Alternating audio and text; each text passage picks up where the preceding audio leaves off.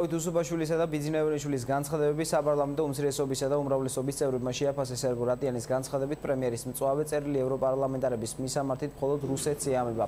უმცირესობის წევრის განმარტებით ევროპა არის ღირებულებათა სისტემა, რომელიც ჩვენთვის ახლოს უნდა იყოს და მათთან მწვავე ენით საუბარი არ შეიძლება. უმრავლესობის წევრი კობა დავითაშვილი კი უსუბაშვილის ტონის გამკაცრებას მიესალმება. უმრავლესობის წევრმა ევროპის სახალხო პარტიის წევრებს მიხეილ სააკაშვილის ლობისტები უწოდა და განაცხადა, რომ მისასალმებელია თუ ტონი პრემიერმაც გაამკაცრა.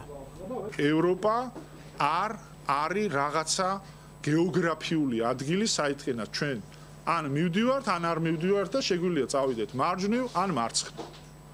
ეს არის ღირებულებების სისტემა და ეს არის ის სისტემა, რომელიც ჩვენთვისაც არის ახლო და ჩვენთვის უნდა იყოს ახლო. დღეს ვინ ელაპარაკება ევროპას ესეთი ენით? ვერავინ ვერ ელაპარაკება.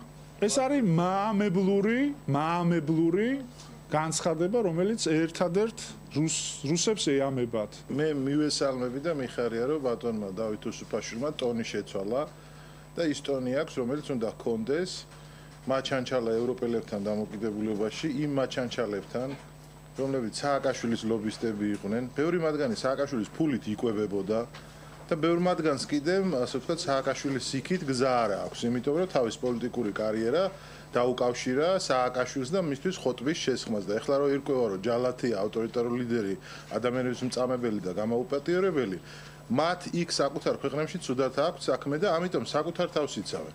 და ადრე უნდა დაგვეწყო ამ ტონით მათთან საუბარი. მე მივესალმები ბატონ უსუფაშვილის განცხადებას და მივესალმები თუ ბატონ ბიძინას განცხადებებიც უფრო მკვეთრი გახდება.